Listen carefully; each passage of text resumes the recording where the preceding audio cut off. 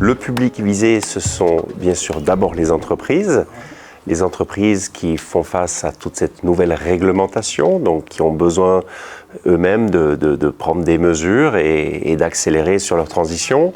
Ce sont aussi des exposants, bien sûr, donc c'est aussi un réseau d'entreprises, mais il y a aussi la présence de grands partenaires tels qu'EDF, sans oublier donc la région, la métropole TPM notamment. Je pense qu'il y a deux façons de voir ces choses. Pour l'entreprise lambda, c'est soit de se dire c'est une contrainte, ça va me coûter de l'argent, voilà, ça, je dirais c'est le réflexe primaire. Et puis il y a aussi le fait de pouvoir se dire c'est une opportunité. C'est peut-être une nécessité parce qu'on a envie d'un monde plus vert, mais c'est aussi une opportunité pour le business et qu'on soit client ou fournisseur dans ces domaines.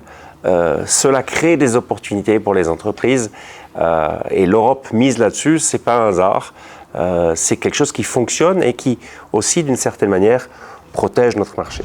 Il y a de nombreux freins. Le premier des freins, c'est déjà l'information. Nos salons visent justement à informer les entreprises avec aussi les conseils de nos experts sur les différentes thématiques et les différentes solutions. Ça, c'est le premier point, avec aussi des questions concernant les financements. Et là aussi, nous avons toute une batterie de solutions et de conseils à donner.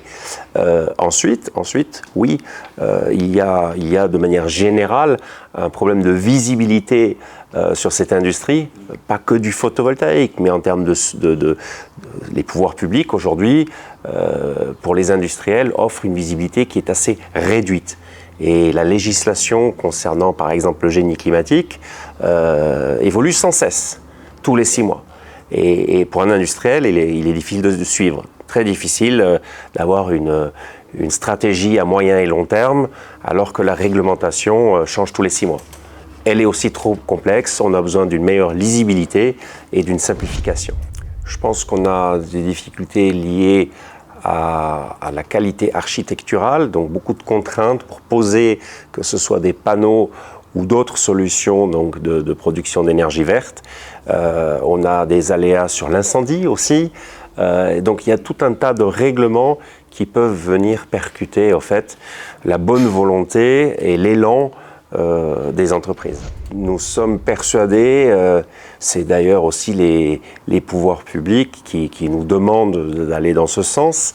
Nous sommes convaincus qu'il s'agit avant tout d'une énorme opportunité pour notre économie et pour le Var en particulier, que ce soit grâce à l'ensoleillement, mais aussi parce que c'est un département où il y a beaucoup de mobilité, c'est un département qui est vaste, qui est grand, il y a beaucoup de routes.